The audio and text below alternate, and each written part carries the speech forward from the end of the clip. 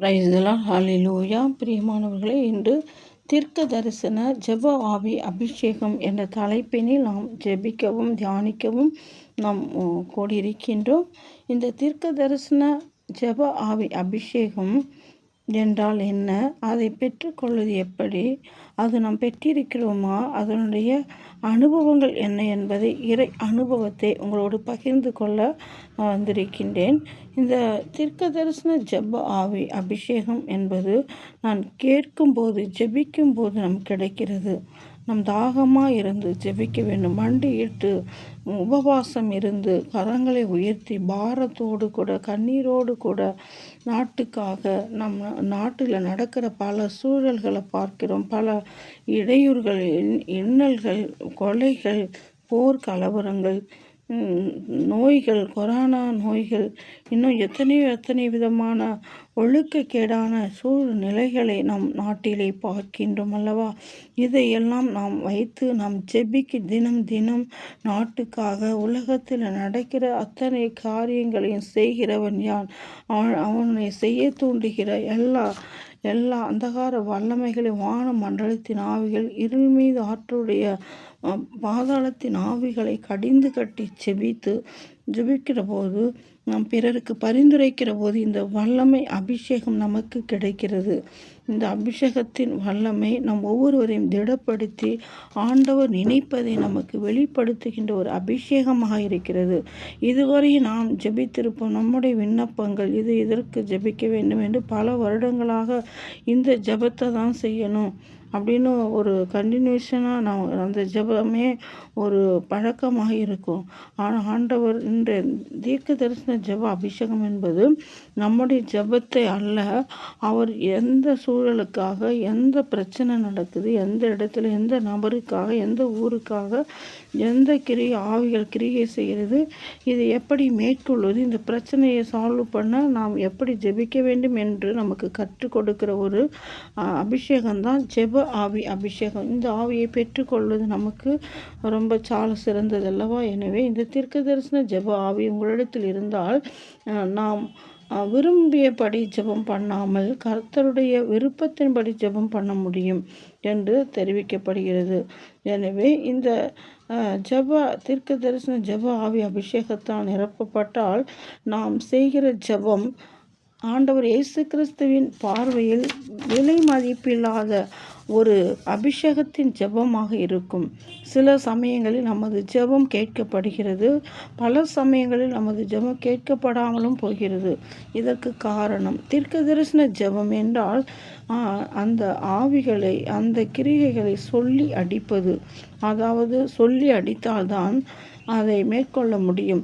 தாவீதும் கோலியாத்துக்கும் போர் நடக்க வருகிற போது தாவீது சொல்கிறார், ஆண்டவர் இயேசுவின் பெயரால் வருகிறேன் என்று சொல்லி 5 கூழாங்கற்களை கொண்டு வருகிறார். ஆனால் 5 கூழாங்கற்களையும் அவர் பயன்படுத்தவில்லை.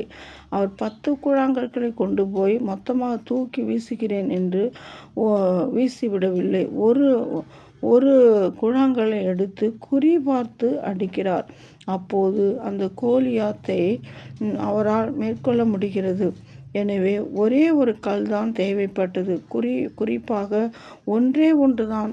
நாம் தாவீதை போல சொல்லி அடித்த மாதிரி குறி வைத்து எதிரியை அடித்து வீழ்த்த, சாத்தானின் கிரியைகளை அடித்து வீழ்த்த, நாம் திருச்சபையில், நாட்டில் இருக்கக்கூடிய குடும்பங்களில் பல பிரச்சனைகள் உண்டு பண்ண வாலிப பிள்ளைகளுக்கு, முதியோர்களுக்கு, குழந்தைகளுக்கு, வருமானத்தில், விவசாயத்துறையில், கடல் தொழில்களில், வியாபார தொழில்களில், வேளாண்மை தொழில்களில், விளையாட்டு துறைகளில், இன்னும் நம்முடைய நாட்டு அரசாங்கத்தில் எடுக்கிற திட்டங்கள், தீர்மானங்களை, இன்னும் ஏவல், பில்லிசனை, மந்திரங்கள் செய்கிற ஆவிகளை எப்படி குறி பார்த்து அடிப்பது, வான மண்டலத்தின் ஆவிகள், பாதாளத்தின் ஆவிகள், நம்ம ஜெபிக்க தடை பண்ணுகிற ஆவிகள், இன்னும் நம்முடைய தூக்கத்தை கொடுக்கிற செயல்களை வேலைகளை தடை பண்ணுகிற, தள்ளி போடுகிற, நேரத்தை விரயமாக்குகிற, குறை சொல்கிற, குற்றப்படுத்துகிற, பொறாமைப்படுகிற, அவிவிசுவாச வார்த்தைகளை கொடுக்கிற, நம்பிக்கை இல்லாமல் செய்கிற இந்த ஆவிகளை குறிபார்த்து அடிப்பதற்கு தான் ஒரே ஒரு கல்லை கொண்டு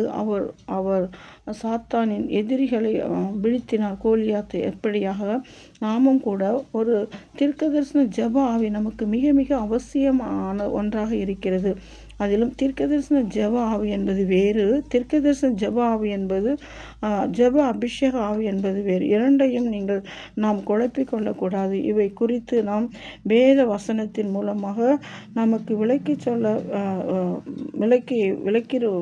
கொள்ள பார்க்கலாம். நம்மை ஒரு தீர்க்கதரிசன ஜெபிப்பதற்கு தூண்டுவது நாம் எப்படி ஜெபிக்க வேண்டுமோ அப்படி ஜெபம் பண்ண வேண்டும். பல காரியங்களை அறிந்து சரியான நேரத்தில் தேவையான காரியங்களுக்கு சரியான முறையில் செய்யப்படுகிற ஜெபம்தான் அந்த ஜெப அபிஷேகம். ஜெபம் என்றால் எந்த காலத்தில் எதற்கெல்லாம் ஜெபம் பண்ண வேண்டும், என்றைக்கு ஜெபம் பண்ண வேண்டும். இயேசு கிறிஸ்து இந்த பூமியில் அவதரித்து வருவதற்கு முன்பு வாழ்ந்து வந்த தீர்க்கதரிசிகளும் தேவ ஊழியர்களும் அவர் பிறப்புக்காக ஜெபம் பண்ணினார்கள். இன்று நாமும் ஆண்டவர் இயேசு கிறிஸ்து நான் வருவேன் என்று சொன்னார். தான் சொல்லியபடி அவர் இந்த பூமிக்கு வந்துவிட்டார். அன்றைக்கும் சரி அதுவரைக்கும் ஜெபம் பண்ணினார்கள். அப்படியான சரியான நேரத்தில் சரியான காரியங்களை நாம் ஜெபிக்க வேண்டும். நீங்கள் வழக்கத்தின்படி கடமைக்காக ஜெபிக்கும்படியாக ஒரு காரியத்தை எழுதி வைத்திருக்கலாம். ஆனால் அந்த சமயத்தில் வேறொரு பிரச்சனை நடைமுறையில் நமக்கு இருந்திருக்குமே, ஆனால் அதற்காக உடனே நாம் ஜெபிக்க வேண்டும். இப்படி நாம் ஜெபிக்காமல் இல்லை நான் வழக்கம் போல ஜெபிக்கிற ஜெபத்தை தான் செய்வேன், இந்த நாளில் இந்த கிழமையில் இந்த நேரத்தில் இந்த குறிப்பிட்ட காரியத்துக்கு மட்டும்தான் நான் ஜெபிப்பேன், இது இன்றைக்கு நேரமல்ல, பல வருடங்களாக நான் இப்படி தான் ஜெபித்து கொண்டு வருகிறேன் என்று சொல்லி கொண்டிருக்கக்கூடாது. எனவே அப்படியா இந்த நேரத்தில் இந்த காரியத்திற்கான நம்முடைய ஜெபம் தேவை என்பதை அறிந்து நாம் வாழ்கிற இந்த காலத்தில் எந்த காரியத்திற்காக ஜெபிக்க வேண்டும் என்பதை முதலாவது முடிவு செய்து கொள்ள வேண்டும். எனவே ஆவியானவர் நமக்கு துணை செய்வார். அதற்காக பரிசுத்த வேதாகமத்தில் இயேசு கிறிஸ்துடைய வசனங்களை, வேத புத்தகத்தில் உள்ள வசனங்களை நமக்கு நன்றாக தெரிந்திருக்க வேண்டும். இயேசு கிறிஸ்துடைய ஆவியானவர் நமக்குள் இருந்து அதற்கான காலத்தை நமக்கு காட்ட வேண்டும். இப்பொழுது நாம் வாழ்கிற காலம் என்ன காலம், இந்த காலத்தில் நாம் எதிர்கொள்ளப் போகிற பிரச்சனைகள் என்ன, இந்த நாட்களில் அடுத்தடுத்து என்னென்ன காரியங்கள் நடக்கும் என்று அவைகள் எல்லாவற்றையும் தெரிந்து கொண்டு அந்த காரியத்திற்காக நாம் ஜெபிக்க வேண்டும். ஒவ்வொரு காரியத்திற்கும் ஜெபிப்பதற்கென்று ஒவ்வொரு வழிமுறைகள் இருக்கிறது. எல்லா விதமான ஜெபத்திற்கும் அழுது ஜெபியம் பண்ணியிருக்கிறது அல்ல. குறித்த நேரத்தில் தேவையான காரியங்களை அறிந்து சரியான நேரத்தில் ஜெபம் பண்ண வேண்டும். அதே போல சாத்தானை கடிந்து கொண்டு அவனுடைய கிரியைகளை கடிந்து கட்டி ஜெபிக்க ஒரு ஜெபம் இருக்கிறது. அது அழுவதற்கு ஒரு காலம் உண்டு, நகைப்பதற்கு ஒரு காலம் உண்டு, புலம்புவதற்கு ஒரு காலம் என்று சபையுரையாளர் 3:4 பார்க்கிறோம்.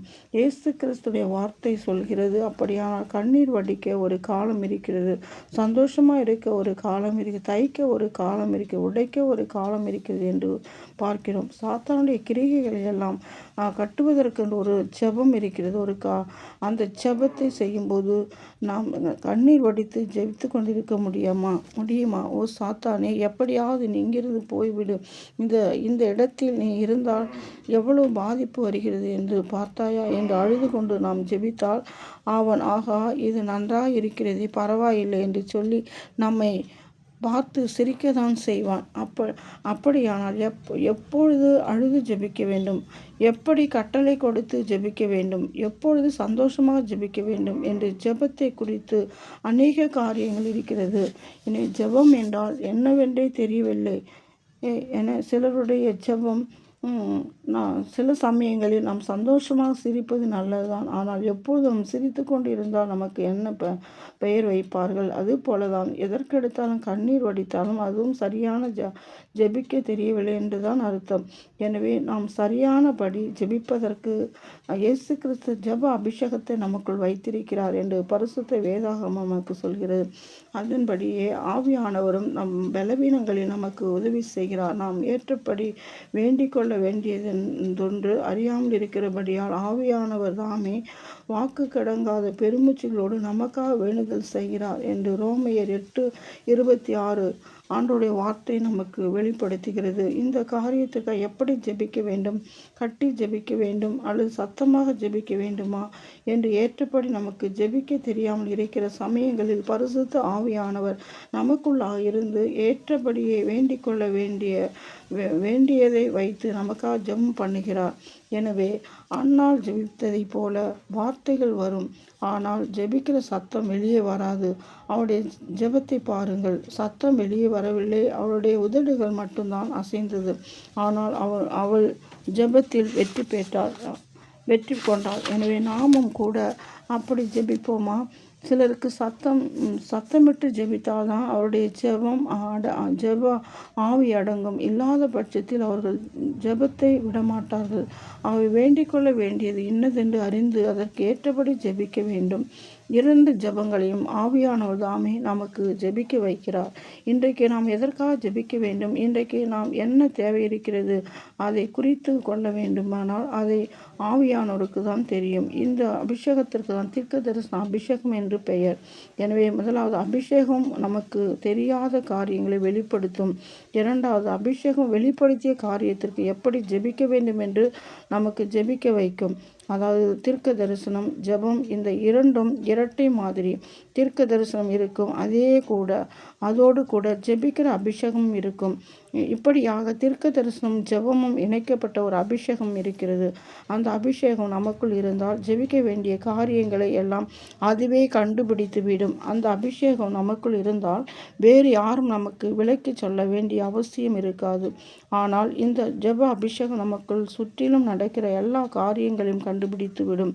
அந்த அபிஷேகம் இன்றைக்கு இந்த காரியத்திற்காக இப்படி ஜெபம் பண்ண வேண்டும், அல்லது இந்த காரியத்திற்காக உபவாசம் இருந்து ஜெபிக்க வேண்டும், அல்லது இந்த காரியத்திற்கு கண்ணீரோடு ஜெபிக்க வேண்டும், அல்லது இந்த காரியத்துக்கு கூடி ஜெபிக்க வேண்டும் என்று ஜெபம் பண்ண வேண்டிய காரியத்தை குறித்து நமக்கு சுற்றிலும் இருக்கிற ஆவிக்குரிய சூழ்நிலைகளை நமக்கு உணர வைக்கும். Praise the Lord. Praise the Lord. Hallelujah. இப்படி பொதுவாக நாம் ஜெபிக்கிறோம் என்றால் சம்பந்தப்பட்டவர்கள் ஒரு காரியத்தை தேசத்தில் நடைமுறைக்கு கொண்டு வர வேண்டும் என்று நினைத்து உட்கார்ந்து கலந்து பேசி திட்டமிட்டு அவர்கள் அதை சொன்ன பிறகுதான், ஐயோ இவ்வளவு பெரிய காரியத்தை தேசத்தில் நடைமுறைக்கு கொண்டு வந்து விட்டார்களே, என்ன செய்வதென்று தெரியவில்லை என்று சொல்லி நாம் ஜெபம் பண்ணுவோம். ஆனால் அந்த அபிஷேகம் உங்களுக்குள் இருக்குமே ஆனால் அவருடைய இருதயத்திற்குள் அந்த எண்ணம் இருக்கும் பொழுதே ஆண்டவர் அதை பற்றி உங்களிடத்தில் முன்னதாகவே சொல்லி, நீ அதற்காக ஜெபம் பண்ணு, தேசத்தில் ஒரு பெரிய மாற்றத்தை கொண்டு வருவதற்கு அவர்கள் யோசித்து கொண்டிருக்கிறார்கள் என்று அவருடைய யோசனையை உங்களுக்கு வெளிப்படுத்தி விடுவார். எனவே ஆண்டவர் இயேசு கிறிஸ்து எசேக்கியேல் தீர்க்கதரிசி எருசலேமில் தேவாலயத்திற்குள்ளே கொண்டு போய் நிறுத்தினார். அப்போது அவர் எப்படி ஜெபிப்பதென்று ஆலயத்திற்குள்ளே இருக்கிற எல்லா சூழல்களையும் பார்த்து உட்கார்ந்து ஜனங்களை எப்படி கொள்ளையடிப்பது, தேசத்தை எப்படி பாழாக்குவது, தங்களுக்கு எப்படி சொத்து சேர்ப்பது என்று தீமையான காரியங்களை பற்றி பேசி கொண்டிருந்தார்கள். எசேக்கியேல் 8ஆம் அதிகாரத்தில் பார்க்கிறோம். அந்த தீமை வெளியே வந்த பிறகு அல்ல, அவர்கள் அதை பற்றி யோசித்து கொண்டிருக்கும் போதே இயேசு கிறிஸ்து அதை அப்படியே எசேக்கியேல் தீர்க்கதரிசிக்கு வெளிப்படுத்தினார். அப்படியானால் இன்றைக்கு இயேசு கிறிஸ்து நமக்கும் அப்படியாக காண்பிக்க முடியும் என்று கேட்டால் முடியும். அதற்கு பெயர்தான் தீர்க்கதரிசன ஜெப ஆவி. ஜிஎஸ்டி என்கிற வரி முறை இந்தியாவில் கொண்டு வரப்படுகிறது. முன்பாகவே சென்னை காமராஜர் அரங்கத்தில் இப்படிப்பட்ட காரியங்களை பற்றி பேசியதாக பல தீர்க்கதரிசிகள் வெளிப்படுத்தியிருக்கிறார்கள். ஆனால் அன்றைய தினம் இந்த தேசத்தில் உங்களுடைய வாழ்வாதாரம் பாதிக்கப்படியான வியாபாரத்தை பாதிக்கும்படியான உங்களுடைய வஸ்திரம் முதற்கொண்டு உறிந்து கொள்வார்கள். சில சட்டங்களை கொண்டு வருவதற்காக ஆட்சியாளர்கள் யோசித்து கொண்டிருக்கிறார்கள். நீங்கள் அதற்காக ஜெபிக்க வேண்டும் என்று ஆண்டவர் இயேசு வெளிப்படுத்தி சொல்லியிருக்கின்றார். எனவே நாம் ஏன் வியாபாரிகளுக்காக அந்த கூட்டத்தில் சொன்னார் என்று கேட்டால், மக்கள் பணம் கொடுத்து பொருள்களை வாங்குகிறார்கள், அவ்வளவுதான். ஆனால் வியாபாரிகள் தான் பொருளாதாரத்தை இயங்க பெரும் பங்கு வகிக்கிறார்கள். ஒரு தேசத்தின் பொருளாதாரத்தை இயக்குவதில் வியாபாரிகளுடைய பங்குதான் மிக மிக முக்கியமானது. அப்படியானால் வியாபாரிகள் தான் அதற்காக ஜெபிக்க வேண்டும் என்று ஆண்டவர் வெளிப்படுத்தி பேசுவார். இப்படி நம்ம வாழ்க்கையிலும் கூட பல காரியங்கள், பல குடும்ப பிரச்சனைகள் இருக்கிறது. பக்கத்து வீட்டு பிரச்சனைகள், தெரு பிரச்சனைகள், ஊர் பிரச்சனைகள், உலக பிரச்சனைகள், வாலிபர்கள் குடியில் போதைப் பொருள்களுக்கு அடிமையாக ஒழுக்கக்கேடான வாழ்க்கை நிலையில் வாழ்கிற சூழல்களுக்காக நீங்கள் ஜெபிக்கிற போது, ஆண்டவர் இந்த காரியத்துக்காக ஜெபிங்க. உன் பிள்ளைக்காக, உன் கணவர் குடியிலிருந்து மனமாற, உன் மகளுக்காக ஜெபியுங்கள், உன் வீட்டுக்காக ஜெபியுங்கள் என்று நமக்கு கற்றுக் கொடுப்பார். எனவே அந்த ஜப அபிஷேகத்தை நாம் பெறுவோம். அன்புக்குரிய, நான் கூட இந்த ஜபத்தை அதிகாலையில் எழுந்து ஜெபிக்கிற பொழுது ஒரு நாள் 3 மணி 2022 2ஆம் ஆண்டு நான் மூலக்குளத்தில் இருந்துகிட்டு இருந்தேன். அப்போ ஒரு மெலானி அம்மா அவங்களோடு இருந்தேன். அப்போ அதிகாலை ஜெபிக்கிற போது ஒரு தீர்க்க தரிசன அபிஷேகம், ஒரு நெருப்பு கோலம் போல் ஓவல் ஷேப்பில் 3 மணிக்கு என் மேலே விழுந்தோடனே கையெல்லாம் ஷாக்கு போல் அப்படியே இழுத்துகிட்டே இருந்தது. ஒரு 15 நிமிஷம் என் கை காலெல்லாம் ஒரு கரண்ட் ஷாக் பிடிச்சா அப்படி இருக்கும், அது போல் இழுத்துது. ஐயோ பேயின்னு சொல்லிட்டு இப்படி எழும்பி பார்த்தா அந்த அனல் என் உடம்புல 15 நிமிஷம் மாறாது இருந்தது. அந்த நெருப்பு கோலம் போல் என் மேலே விழுந்து அந்த சுடரில். ஆனால் அதோடைய எஃபெக்ட் எப்படின்னா, இது ஏதோ கடவுளுடைய அபிஷேகம்னு என்னால் புரிந்து கொள்ள முடிந்தது. இப்படி அப்பையிலேருந்து நான் முட்டி போட்டு 3 மணிலேருந்து கண்டினியூஷனாக அப்படியே ஜெபம், பைபிள் படிக்கிறது, பிறருக்காக ஜெபித்து பரிந்துரை ஜெபிக்கிறது, ஜெபமாலை ஜெபிக்கிறது, அப்படியே திருப்பலிக்கு சொல்கிறது, திரும்ப பைபிள் ரீடிங், அடுத்தது அதை எழுதுவது, அந்த பைபிளில் உள்ளது நம்ம மனது தொட்ட கருத்துக்கள் எழுதி வச்சு அதை ஜெபிச்சு, அந்த ஜெபிக்கிற வசனங்கள் நிறையா நிறைவேறியிருக்கு. இப்படி தான் அந்த அபிஷேகத்தை வளர்த்து கொண்டேன் நான். ஆனால் ஜெபம் தனிப்பட்ட முறையில் நிறைய நேரம் எடுத்து காத்திருக்கணும், முழங்கால் படியிடணும், கண்ணீரோடு ஜெபிச்சு இந்த அபிஷேகத்தை நான் முன்னாடியே பெற்றேன். ஆனால் இப்போ ஒரு தியானத்துக்கு போனப்போ அந்த அபிஷேகம் யார் மேலே இருக்கிறது, எப்படி அதை செயல்படுத்தணும், அது வேணுமா வேணாமா அப்படிங்கிறத தெளிவுபடுத்தி கொடுத்தாங்க, வெளிப்பாடுகள் கொடுத்தாங்க. ஆனால் அப்போ உறுதிப்படுத்தப்பட்டது. எனவே நீங்களும் கூட இந்த தீர்க்கதரிசன ஜெப அபிஷேகம் இன்றைய காலத்தில் நமக்கு தேவை. ஆனால் நம்ம ஜெபிக்கணும். ஜெப வீரர்களாக இருந்து நம்ம வீடுகளில் பார்க்குறோம், குடும்பங்களில் பார்க்குறோம், தெருக்களில் பார்க்குறோம், நாடுகளில் பார்க்குறோம், கிராமங்களில் பட்டினங்களில் பார்க்குறோம், அரசியலில் பார்க்குறோம், கல்வி நிறுவனங்களில் பார்க்குறோம், துறவரத்தில் பார்க்குறோம், பல வியாபாரங்களில் பார்க்குறோம், வேளாண்மை தொழிலாக கடல் தொழில் செய்பவர்கள், வியாபார தொழில் செய்கிறவர்கள், இன்னும் இராணுவத்தில் பார்க்குறோம். பிற நாடுகளுக்கும் நம்ம நாட்டுக்கும் எவ்வளோ பிரச்சனைகள், எவ்வளோ போர்க்களங்கள், உயிர் சேதங்கள், பொருள் சேதங்கள், இதெல்லாம் பார்க்குறோம். இந்த ஆவிகளுடைய எந்த ஆவிகள் கிரியை செய்கிறது, இந்த ஆவிகளை எப்படி நாம் குறிபார்த்து அதை அடித்து செபிப்பது என்று நமக்கு யுத்த அபிஷேகங்கிற ஒரு அபிஷேகம் நமக்கு கிடைக்கும். ஏன்னா எனக்கு பெற்றுக்கொண்டதுனால அந்த அபிஷேகம் பயங்கரமான ஒரு வல்லமை நிறைந்த ஒரு அபிஷேகம், பிசாசுகளை துரத்தக்கூடிய ஒரு வல்லமை. அந்த அபிஷேகம் பிசாசுகளை அடித்து நொறுக்கக்கூடிய வல்லமை வேணும். முழங்கால் படியிட்டு தான் ஜெபிக்க வேண்டும். அதுக்கு வேத வாசிப்பு நிறையா இருக்கணும். அந்த வேதத்தில் நல்லா தியானித்து அந்த வசனத்தை எழுதி ஒரு 100 நோட் புக்குகள் இருக்கும். நான் எழுதினது வசனத்தை படிக்க மனசில் தோட்டத்தெல்லாம் எழுதி பரீட்சைக்கு எழுதி பார்க்குற போல எழுதி புக்காக போடலான்னு பார்த்தேன். போடுறதுக்கு நான் பண வசதி இல்லாமல் எழுதி வச்சேன்.